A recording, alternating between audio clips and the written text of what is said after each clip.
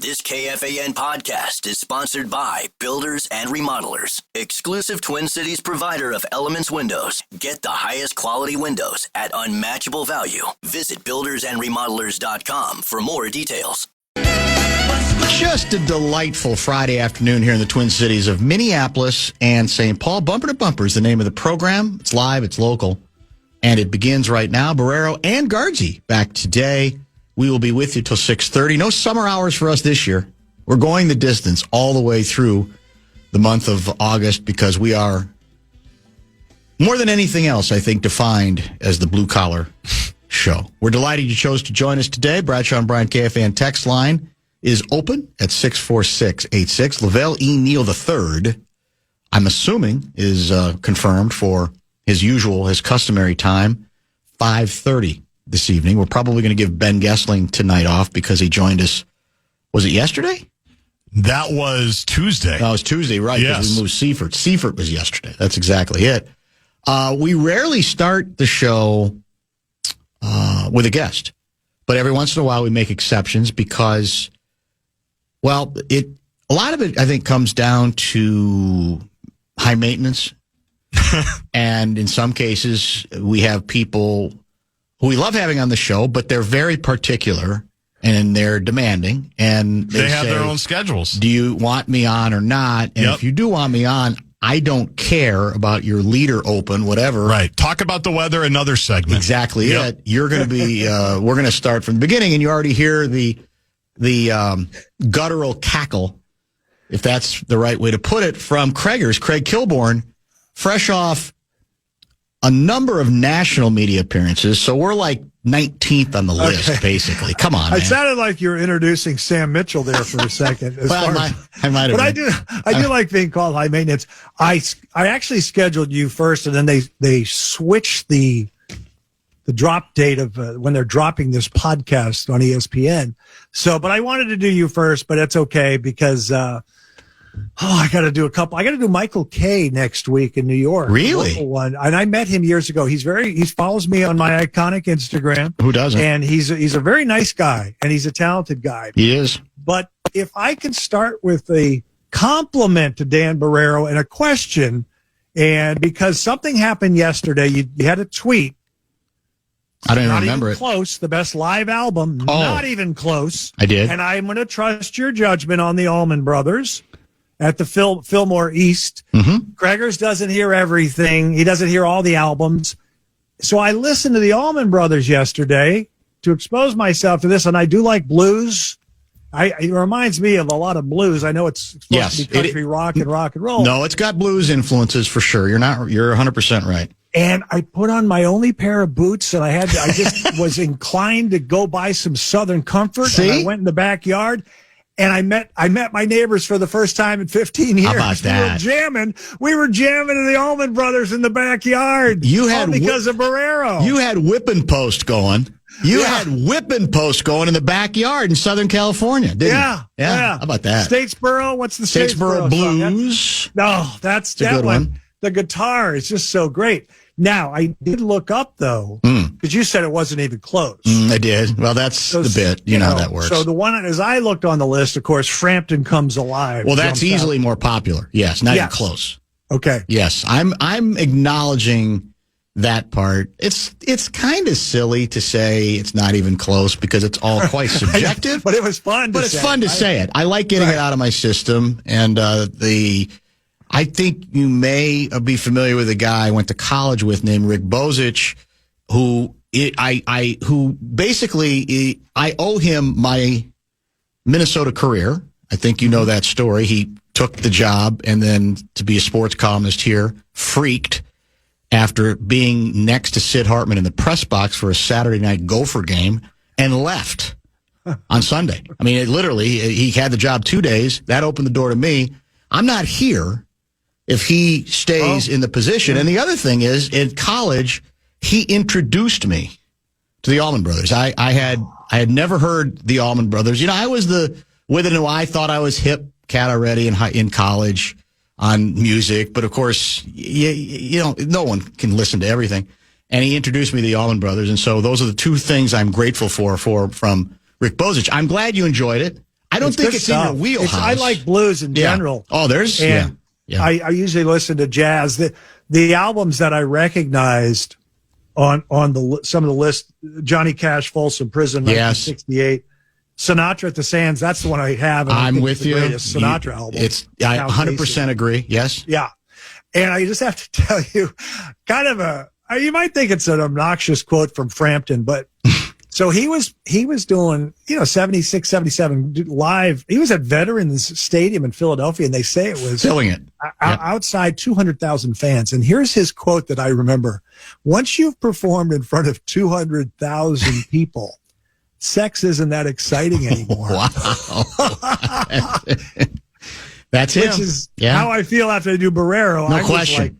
I don't need to do anything the rest of the night. I'm spent. It just feels great to entertain Guardsy and Dan. Do you feel, now that you're on this sort of national interview tour, to introduce this new 30 for 30 that is already the talk of the United States of America, that you're an important part of?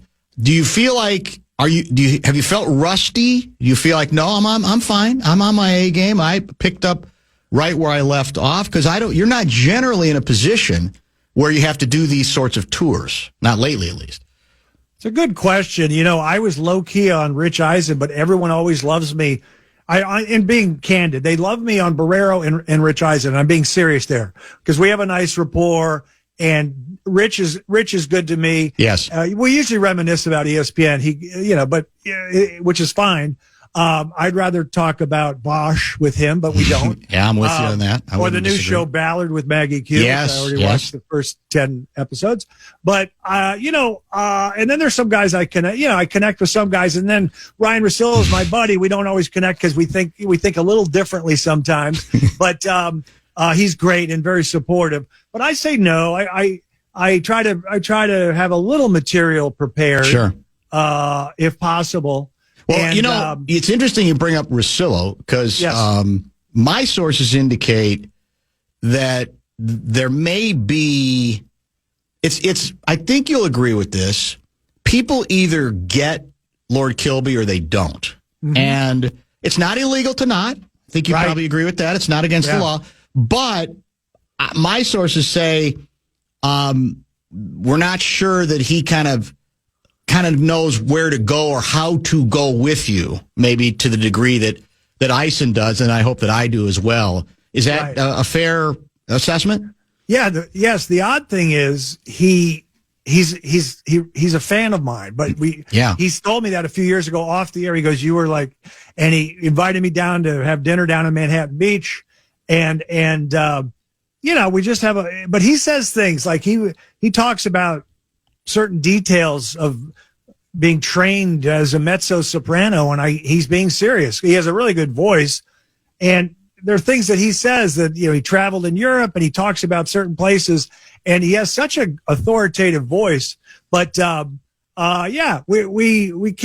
don't always fully connect, but he loves that I knew Robert Evans. He freaks out over that. Yeah, he wanted to, he goes, I was too late coming to Hollywood because he writes a little bit, he writes screenplays like a lot of people do. But he's actually a very nice guy, and he's funny, but we're all quirky, I guess, in just different ways. Different ways. That's it. In fact, by the way, speaking of music and this text just came into the vaunted Bradshaw and Bryan KFAN text line. Speaking of jazz, ask Craigers if he ever gets to the Baked Potato or the Catalina Club, two Los Angeles jazz emporia. Those places mean anything to you, or is that the Catalina Club I saw. Yeah, I've been to that one. Okay. I know about the Baked Potato. I haven't been there. Catalina Club I saw, and only Dan will know this name, McCoy Tyner. Oh, that's brilliant. Yeah. Oh, that's nice. I also saw Pizzarelli there, John Pizzarelli. You may have heard of him. I have not heard of him. Obviously, his dad was a musician. John is. Yeah. Where is the Catalina Club?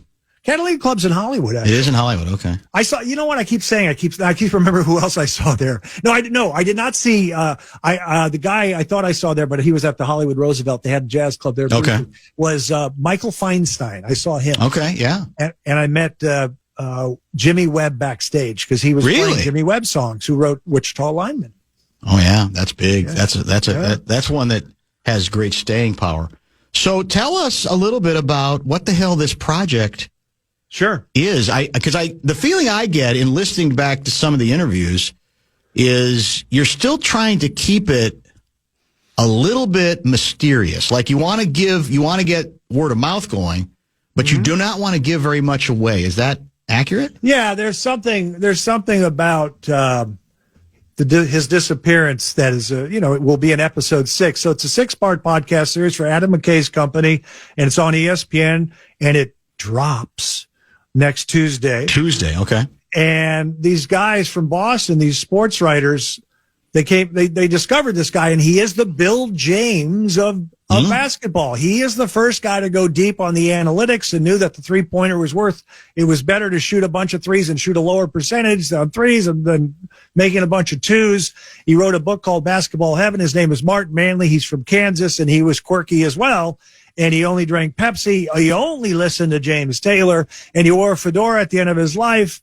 And there's some interviews with him on YouTube with Fred Hickman from Turner Sports. Yeah. Mm-hmm.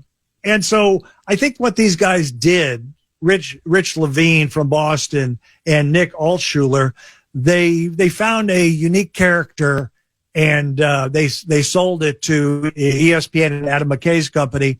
And it's just one of those interesting stories. And they asked me to be a part of it. Yeah, so how did you get in it? I mean, did they think of you? Did you hear something about this? Hey, this sounds kind of fun. How's the marriage work? It gets back to my Instagram, and that's how people see me. And Rich Levine DM'd me, and he had DM'd me actually because I looked back, and he had DM'd me a few years earlier. He liked something I wrote in the LA Times, and then this project came up, and he said, "Hey, I got this project I think you'd be really good for." And I said, "Well, tell me about it." And I said, "I'll do it if I can play Martin Manley just to stretch myself a little bit." And I, they wanted me to be a part of it because I'm the basketball guy and I used to be at ESPN, so they knew they'd get some pub out of it. So that was a good strategy on their part. And I had some fun, and we'll see how it goes. It is well produced. I will tell you that.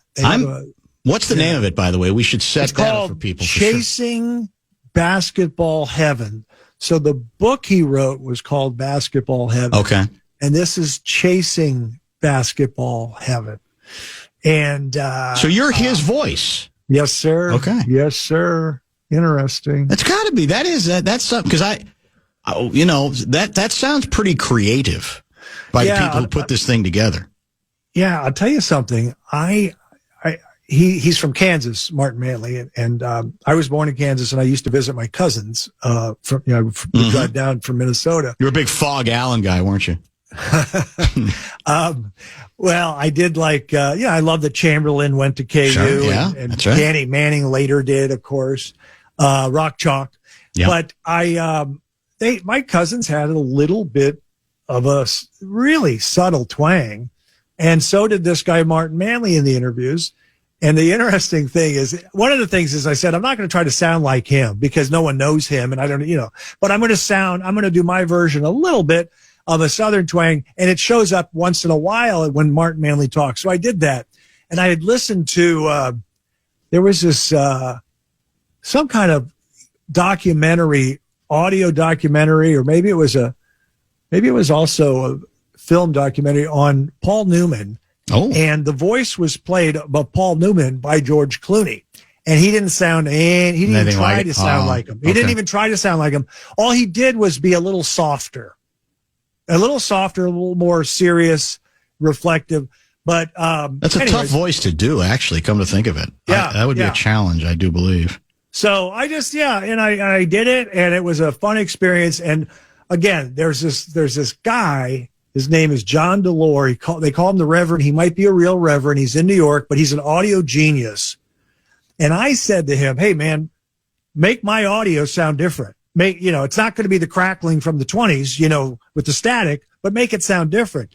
And he tested it with the people at ESPN, and they said, well, we just like it there's a little bit of a typewriter in the background. Oh, yeah, I like that. Yeah. So they do that to make it. I like that. Because mostly it's a lot of narration from Rich and Nick, the two guys from Boston, especially in the first episode. It's just one quick line.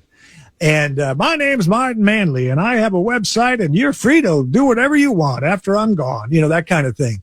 And but then I did a lot because, Dan, it was a lot of stuff. I was like, I did it in my den. I recorded it, and I would send it in to them.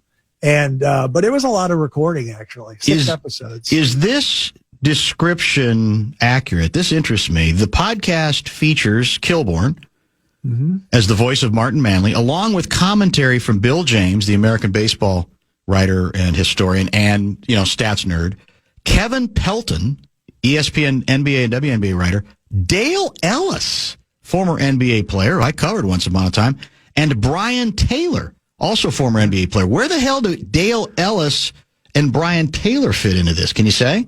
No, I wish I should have asked Rich Levine. I could actually text him right now and ask him. He's in New York because he's doing press. But okay. I know Brian Taylor shot threes for the Nets in the ABA. True. And Dale Ellis was a special 3-point shooter. Yeah, back in the day. I'm wondering why they chose those guys to talk to. That's what I'm wondering. Unless they knew Martin Manley. And Martin said, you got to shoot more threes, man. I don't know.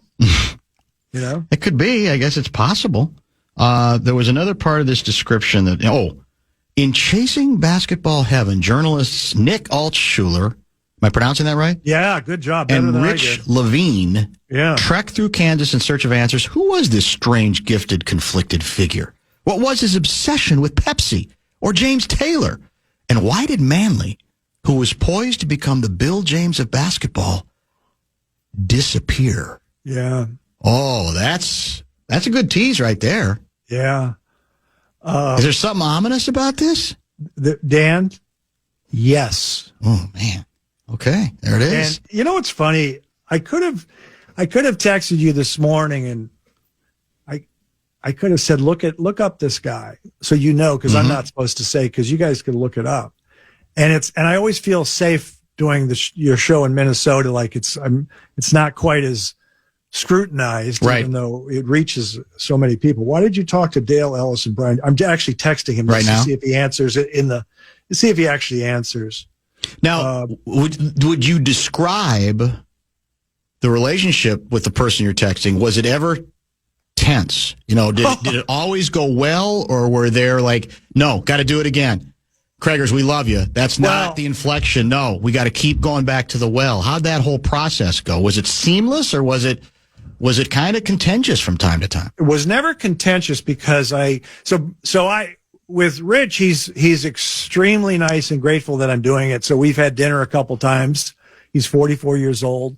Youngster. He's excited to get Luka Garza on the Celtics. And I'm like, I said, listen, he doesn't play defense. He can't jump. He has some offensive skills. And he sent me a picture of Larry Bird in a truck and said, we've heard that before. Oh, he didn't. Oh my God. So he's so excited. And I think Luka would dominate in Europe. I think he should play. Oh, I agree. That's just me. Yeah, I agree. That's just me. Yep. But anyway, so Rich he's 44. He drinks Dewar's.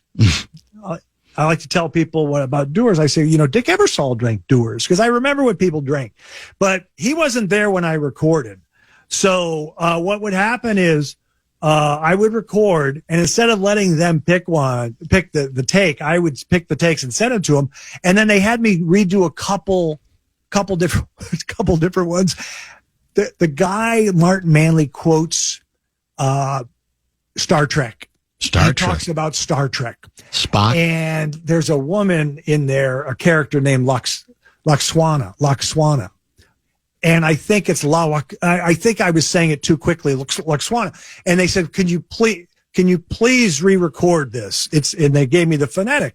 And then my buddy Rich says, that's a Star Trek geek over there. That's a Trekkie. So just do it. It's not a big deal. But no, it was fairly easy. And there wasn't any problems. I think they were just grateful I was doing it, and they didn't know didn't really know how Martin Manley sounds too much, and they appreciated it. This isn't going to turn into a Dateline by the end of the last entry in the podcast, is it? No. Oh, okay. No. I was wondering how dark it gets in that regard. Well, it's. Wish you guys would look it up as we speak. But I'm not sure I want to. Okay. There's a part of me But anyway, that I want to listen. Yeah. You know what? It's a thing where there.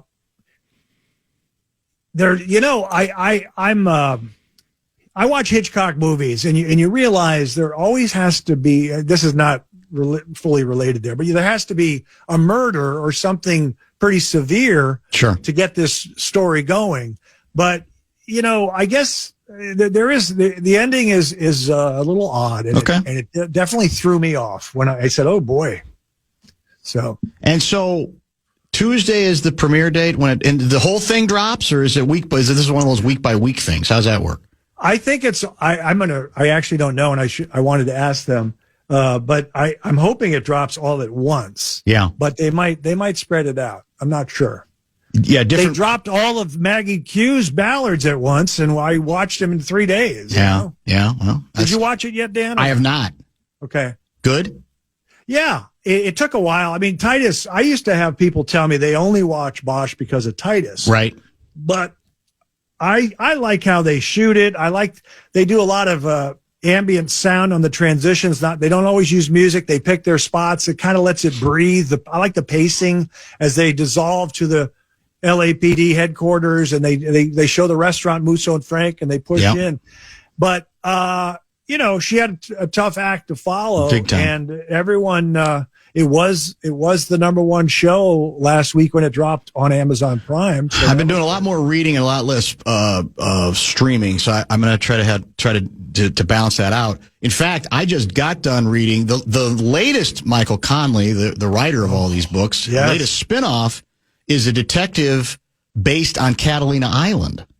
Oh. And it's good. It's a good, I'll be shocked if it doesn't end up have some form of streamability at some point. If this is the start of several, I don't know how much he enjoyed writing this one, but yeah, it's the classic case of, okay, you got in trouble for a couple things he did on the mainland in LA, Southern Cal. So it's like, okay, the people who've got, some like black sheep stuff, we'll just farm them out. We're not going to fire them. We'll farm them out to Catalina. Yeah. And that's the premise. It's a great premise. Yeah. Did you ever see, I don't think this is not nearly as good as Bosch, but did you see the LA cop, Tom Selleck, who had to go, it's called Jesse Stone. Yes. I believe. Now, yes. I like the series. Yes. I watched those and liked them. I did too. They're lighter, right? They are. Yes. Definitely. But he had a drinking problem, or does, and they kicked him out of LA, and he had to go to a small town on the East Coast. And I thought those were pretty good. I think highly. I haven't watched any of them in a while, but I think underrated. I think that's a good call. I do too. They're nicely put together for sure. There was a stretch where I was watching them, and I actually was on my podcast, The Life Gorgeous, pushing Jesse Stone on my friends. And I said, Craig, it's not the edgiest thing in the world you're pushing on me. No, that's okay, though. Right? That's not the end of the world. Somebody is asking both of us, speaking of music, are either of you familiar with the Peter Green period in the history of Fleetwood Mac? Fantastic bluesy rock band before Stevie Nicks indeed joined. Yeah, I am familiar. I didn't love all of it, but yeah, the band, as you well know, was a lot bluesier, less commercial. It had some commercial hits, but nowhere near what it became with Buckingham and Nicks. And I don't think you're a huge Fleetwood Mac guy, but it was the sound is almost unrecognizable from what they became once they kind of crossed over. So I did not know that what you just said. But I like Fleetwood Mac, some of their songs. What group was Marty Ballin's in? Ballin was in Jefferson Starship. Okay. Jefferson Airplane, and then Starship. I like a couple of his singles. Yeah. Okay. Hey, I got an answer. Oh, you got one from your guy? Yeah, the first episode is mostly all about basketball and what the NBA was like before Martin Manley came along and started arguing for more threes. Brian Taylor was the guy who led the NBA in threes the first year the line existed, 79-80. He was a Princeton guy who understood the math. Okay. This is what he's telling me. Right. Dale Ellis was among the first real chuckers to use the three-point line to become an all-star. He won the three-point contest in 1989 All-Star Weekend when Martin made his appearance with Fred Hickman. Okay, that's good. Yeah, that does make some sense. Yeah, and it does. We got an answer. It does make some sense. All right, let's do this. Let's pause. I already went long, but let's try to at least get one more quick segment in. Craig Kilborn is indeed back with us at the start of this Friday show, and he's largely talking about his brand spanking new, the podcast that he is a big part of. Now, we're not talking about the Life Gorgeous here, are we? No, which is ongoing. But Dan, you've been a real mensch, and if you want, I'm ready to talk J.J. McCarthy at Soldier Field when we come back. Monday Night Football. Yes, but timeliness is vital to this show. Therefore, we would be foolish if we would not get in on your reaction to the late night news that broke yesterday. That's a huge story, and you can speak to that too. So we'll get to all that. And maybe some Wolves hoops and maybe some Vikings. Who knows what else? Part 2 with Craigers is next here in the .com. You're listening to The Fan.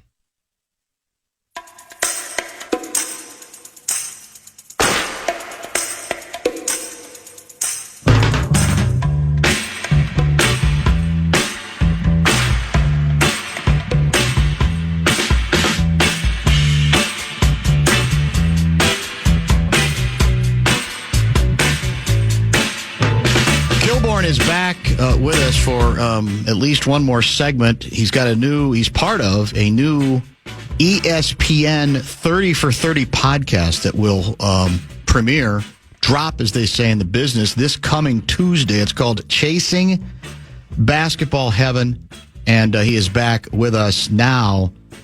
Quick Wolves hit.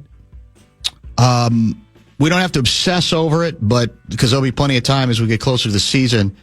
In general, are you okay with what essentially is a run back of, one could argue, the most important players from the 2024-25 season, with obviously the NAW exception, or does it leave you queasy at all?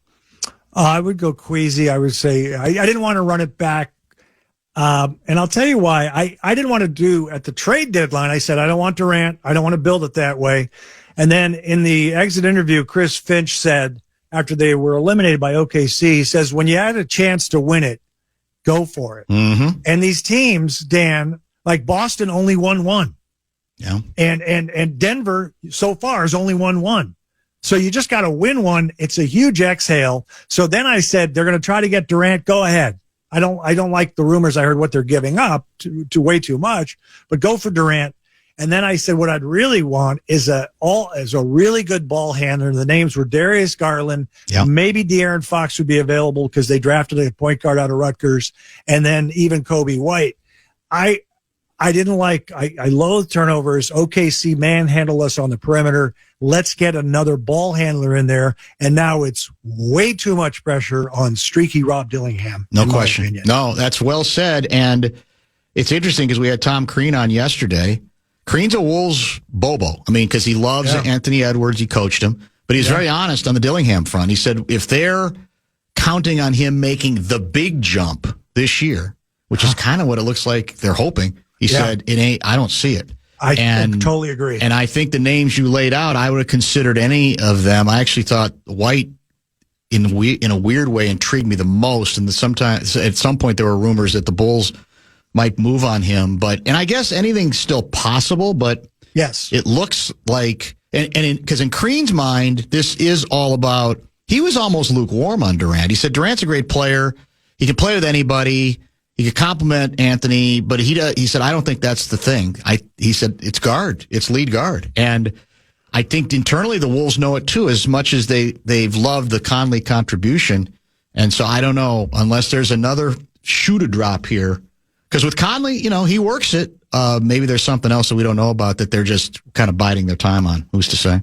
Well, I know they tried. I know he made calls. No doubt.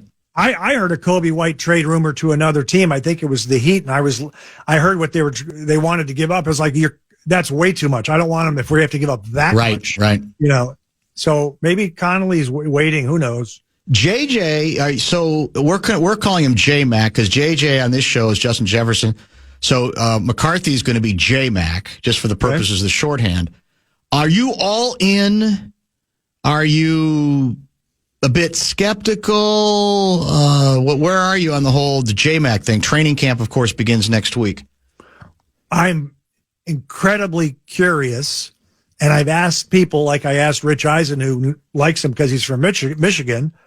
I said, is he going to be better than Bo Nix? I didn't know Bo Nix was going to be this good.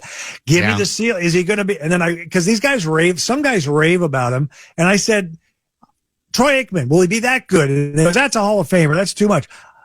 I don't know how good he's going to be. I know he has a lot of mental attributes we like. He's supposed to be mobile as well. I guess his arm is plenty strong, but I don't like that he got a little minor injury last year. I don't like our current backup quarterback. And I don't like that we're playing at Soldier Field in his first game on a Monday night. And my big thing is, and I think you would agree, even though you like the Bears, you run the ball like crazy on that first game, right? Yes. Protect JJ. He's going to have to pass anyway on third down, but don't go, be conservative offensively is what I say. I don't believe you fully comprehend who ultimately the Vikings backup quarterback is going to be by the time the regular season begins. Oh, I'm excited now. Gargie's guy, the former Gopher, Max Brosmer, is going to unseat whoever we have there now. I don't remember his name. Sam Howell. And shock the world and start the season, even though he's obviously quite young as well, as J-Mac's backup. Just book it. Okay. I mean, you're the guy that pushed for Luka Garza, so I'm not sure. I got over that eventually. It took a while, but I've heard about this guy. Yeah. Gargie's in love with him. I like it. I like the way he throws. I will admit. I'm kind of intrigued whether he's got the physical attributes. Well, that's what I always ask. How tall is he, by the way? He's about 5'6". He's a little taller. He's taller than that. How tall is he? Not much. You tell me, Probably Gargie, you covered 6'2". him. Is he taller than you? Yes, he's taller than me. All right, well, that doesn't say 5'10". much. Yeah. So what is Drew Brees? He's about 6 even, I think. 6 on a good day. Okay. Yeah, with high heels. Okay. But Did incredibly you just say accurate. Drew Brees wears high heels? No, what you said? I'm not judging. New Orleans. I'm not judging fun. at all. Yeah, I wouldn't judge. All right, also, let's get to it. I am very curious. The news broke, I think, yesterday afternoon or early evening when I got home that CBS is pulling the plug on The Late Show with Stephen Colbert. Not just with Stephen Colbert. They're just pulling the plug on the concept, the franchise. The Late Show is no more. Your thoughts? I was stunned, by the news. I didn't see it coming. And then we all want to figure out what is the real reason or are there reasons. Yes. I just want to say a couple of things. I'm going to give you an inside story from Les Moonves, who used to be the man. President of CBS. Well, I used to have dinner with him once a year.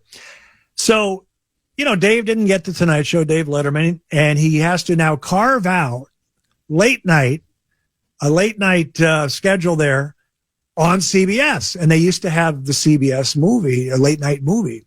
And Moonves said, if Dave would have gotten the Tonight Show, we would still be showing the CBS late night movie because Jay Leno, I don't think, could carve out this niche on CBS. That's how significant Dave is.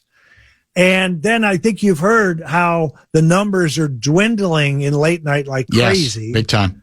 But one of my questions is this. I know they say there's a Trump element because of what's going on in the sale. You're right. The sale of Paramount and CBS to Skydance, which is the son of Ellison. I can't remember Ellison's first name, but I think his son is Doug Ellison. But anyway, I want to know, I know that some of the guys like the Southern Redstones and some of these guys that used to own this, they're conservative, but they just want to make money. So if a liberal show does well, they don't care. They don't care, right? They're making money. Mm-hmm. But I'm wondering now, the thing that throws me off, and you've said this over the years, it's too political now. Kimmel and Colbert are liberals who go hardcore in their monologue. And Dave Letterman was a liberal, but he did it mainly in the couched interviews. it. Yeah. In the monologues, he would take shots at everybody, and then he would yell at Bill O'Reilly when he had him on his show. That's true. So I'm wondering if it's like these guys are just so you're cutting off half the country. You're cutting off half the country if you're just saying I'm liberal and I'm going to rag on conservatives. Yeah, right. They mainly rag on Trump. But anyway, so I was surprised. I hope we get more information. Well, let me read you. I don't know who this individual is. His name is David Knight Legg, Legg. His Twitter handle is Knight Legg, Legg. And he's got a long thread on this. I don't want to read all of it, but I want to get to the summary. Stephen Colbert killed the late show he inherited from David Letterman. Some leading Democrats, like Adam Schiff, worry that the cancellation is due to Colbert's leftist politics. They're right to a point. Half the country's Democrat, and he used to be liked. So how did his ratings drop 8 million viewers in his debut year to less than 2.5 million a decade later? He forgot how to make people laugh. He became self-righteously partisan, lost any sense of ironic distance. And then there's a thread where he more specifically kind of drills down deeper on that general observation. He says he decided to politicize the format immediately, frontlined his overt opposition to Republican policies and politicians, and then said then during the first Trump administration, this worked as a biting counterpoint, but that then the mistake was Biden comes in and he's incapable at that point of, all right, well, I'm going to tweak Biden at least some too, because he's the person in office. He almost doubled down on the ideological part.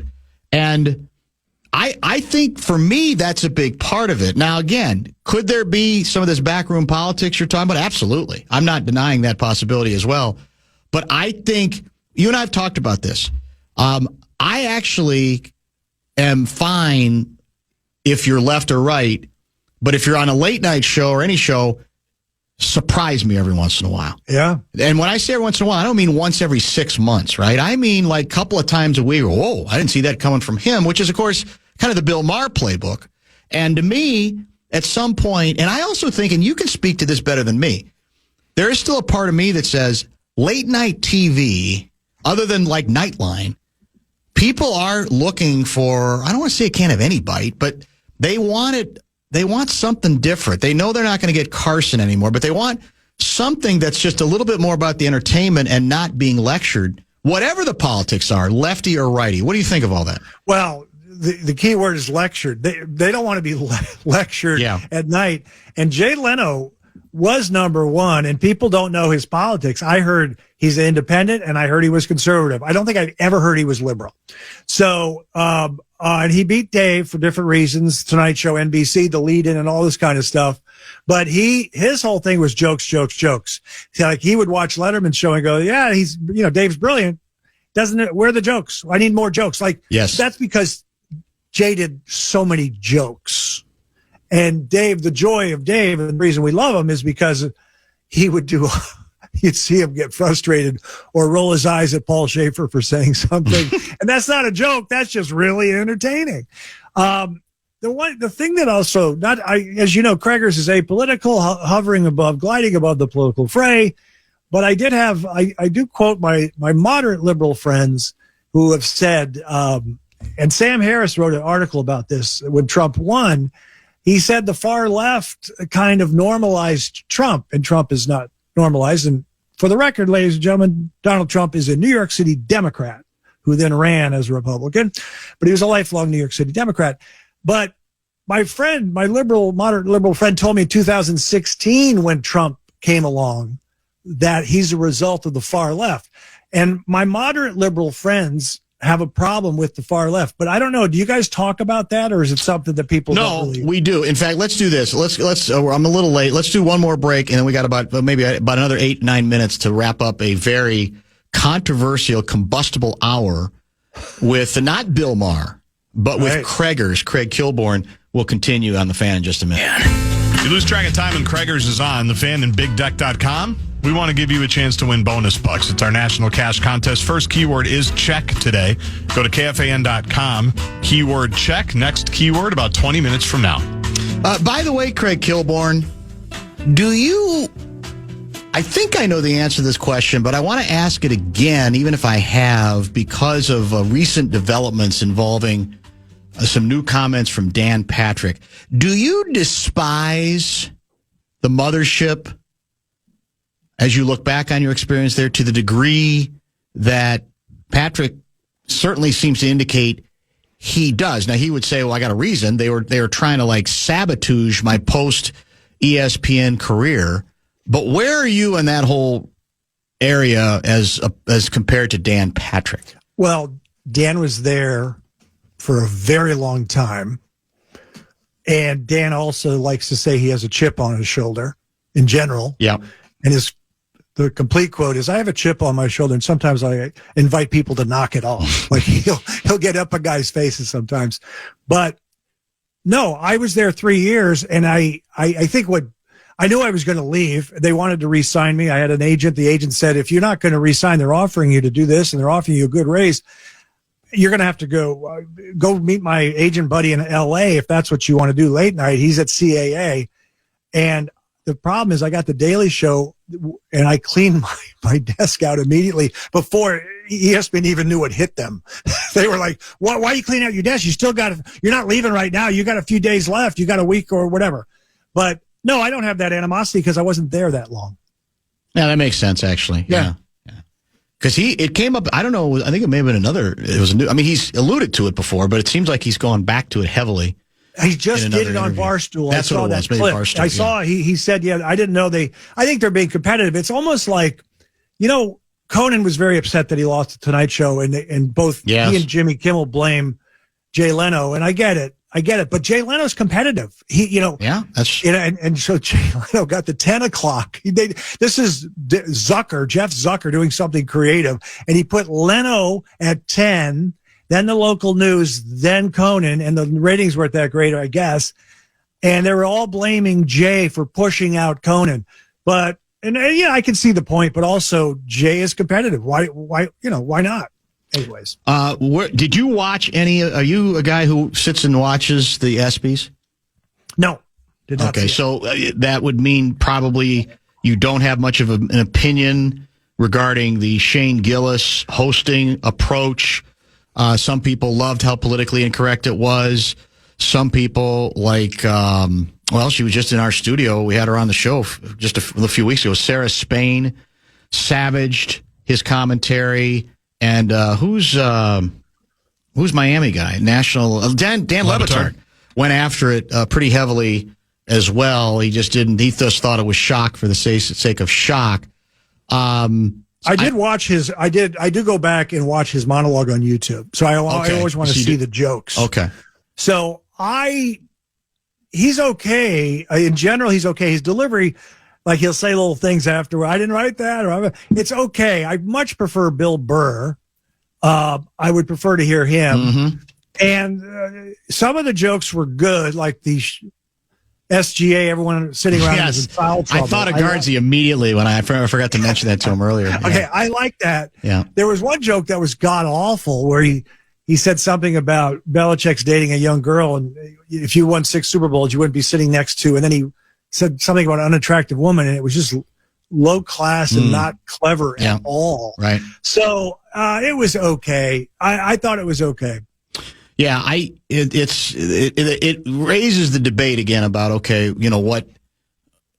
To a certain extent, I would say I tend to believe I'm not even necessarily that big a fan. I don't even know if I knew him all that well, but I would say it falls under the classification of if you hire him, you can't possibly be surprised that he's going to go to the places that he went to. And if that indeed is going to bother you after the fact, then the onus is on you. You should just don't hire him. Like you said, go a different route. But you sure as hell can't be surprised because that's kind of his trademark, I think, Guardsy, isn't it? Yeah, That's pretty much, yeah. And my understanding is they have to approve the jokes. That's my understanding. All the jokes were approved by ESPN and ABC. Gotcha. All right. Final thoughts here on the podcast you're a part of that drops Tuesday. Remind people of the name and just sort of give them folks who are just joining the program with Craig Kilborn a bit of a primer. Ladies and gentlemen, it's Young Craigers. I helped out some people from Boston who sold this interesting, unique project. Martin Manley, the Bill James of basketball, analytics genius, who had a very peculiar life and ending to his life. And I play the voice of him, and it drops next Tuesday on ESPN. 30 for 30. I didn't mention it's 30 for 30. That's where you find it. That's it. 30 for 30. They want me to say that. 30 for 30 is huge. You kidding me? Yeah. That history? That's tremendous to be associated with that. Dan, I don't know if we mentioned, because we said the Allman Brothers. Yes. So that was number 2 on a number of lists I saw. Do you know what number 1 was for live album? I'm going to say it's a British band. Oh, it's British. Okay, I was going to say maybe who's the blues guy who did a live album at Cook County Jail? You mean Johnny Cash or what? No, that's a different one. Oh my God, I can see him coming to me. Not B.B. King. B.B. King live from Cook County Jail. His is up there. His is in the top 20. Okay, so this is a British band. 1970, live at Leeds in the UK. Oh, that's got to be the Who then, right? That's correct. Yeah, the Who. How about live at Budokan? Yes. That had to be up there pretty high. It is. It's up there. Yeah, that's what I thought. It's outstanding. All right, well, best of luck. I hope you got a piece of this thing because, you're a good negotiator, so I'm assuming you got a piece of this whole deal. Dinner's on me next time, Dan. Well, okay. Even drink it up. Pina coladas. Will you be coming in for a Vikings game this year? I don't know. I usually don't. I love watching it on television, but it's a tough schedule. It is. Yeah. Yeah, there's some openings. They play the Chargers. Should we come out? Yeah, we should come out and stay in your living room. Meet my neighbors from the Allman Brothers Jam we had yesterday, and let's get this thing going. That's even better. I love that idea. You may regret. It's a Thursday night. That door. Is that a Thursday night game? Yeah, Thursday night against the Chargers. So do the Thursday show from Krager's place. You got a great studio. Obviously, the sound is pristine. Listen to the sound. Yeah, that's great. It's outstanding. Have a wonderful weekend. Good to catch up, my friend. As always, we'll be in touch. Thanks, guys. Thanks, man. That was fun. Good luck. That is Craig Kilborn giving us a nice full hour. Lavelle will join at 5:30.